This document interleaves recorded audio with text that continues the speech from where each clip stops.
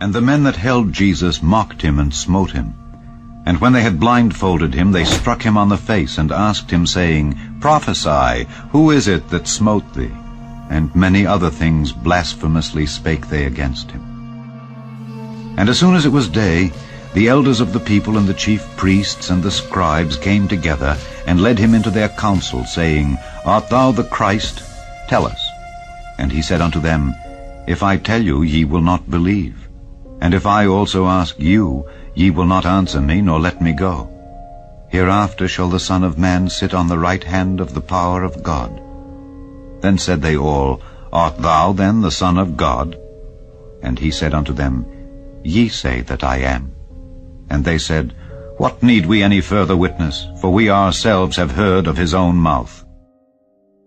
And the whole multitude of them arose and led him unto Pilate.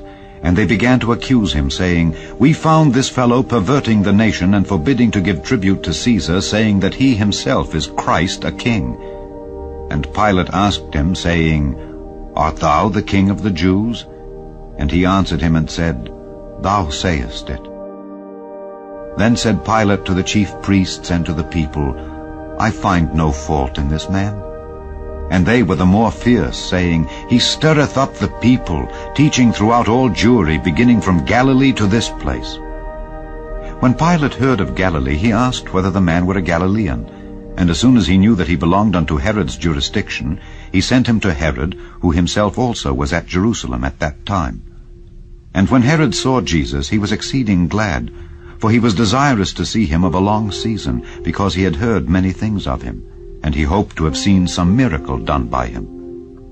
Then he questioned with him in many words, but he answered him nothing. And the chief priests and scribes stood and vehemently accused him. And Herod with his men of war set him at naught, and mocked him, and arrayed him in a gorgeous robe, and sent him again to Pilate.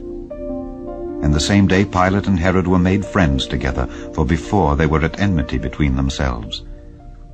And Pilate, when he had called together the chief priests and the rulers and the people, said unto them, Ye have brought this man unto me as one that perverteth the people. And behold, I, having examined him before you, have found no fault in this man touching those things whereof ye accuse him. No, nor yet Herod, for I sent you to him. And lo, nothing worthy of death is done unto him. I will therefore chastise him and release him. For of necessity he must release one unto them at the feast. And they cried out all at once, saying, Away with this man, and release unto us Barabbas, who for a certain sedition made in the city, and for murder was cast into prison. Pilate therefore, willing to release Jesus, spake again to them. But they cried, saying, Crucify him, crucify him. And he said unto them the third time, Why, what evil hath he done? I have found no cause of death in him. I will therefore chastise him and let him go. And they were instant with loud voices, requiring that he might be crucified. And the voices of them and of the chief priests prevailed. And Pilate gave sentence that it should be as they required. And he released unto them him that for sedition and murder was cast into prison, whom they had desired. But he delivered Jesus to their will. And as they led him away, there followed him a great company of people and of women, which also bewailed and lamented him. But Jesus, turning unto them, said, Daughters of Jerusalem, weep not for me, but weep for yourselves and for your children. For behold, the days are coming, in the which they shall say, Blessed are the barren, and the wombs that never bare, and the paps which never gave suck. Then shall they begin to say to the mountains, Fall on us, and to the hills, Cover us. For if they do these things in a green tree, what shall be done in the dry? And when they were come to the place which is called Calvary, there they crucified him, and the malefactors, one on the right hand, and the other on the left. Then said Jesus, Father, forgive them, for they know not what they do. And they parted his raiment, and cast lots. And the people stood beholding. And the rulers also with them derided him, saying, He saved others, let him save himself, if he be Christ, the chosen of God.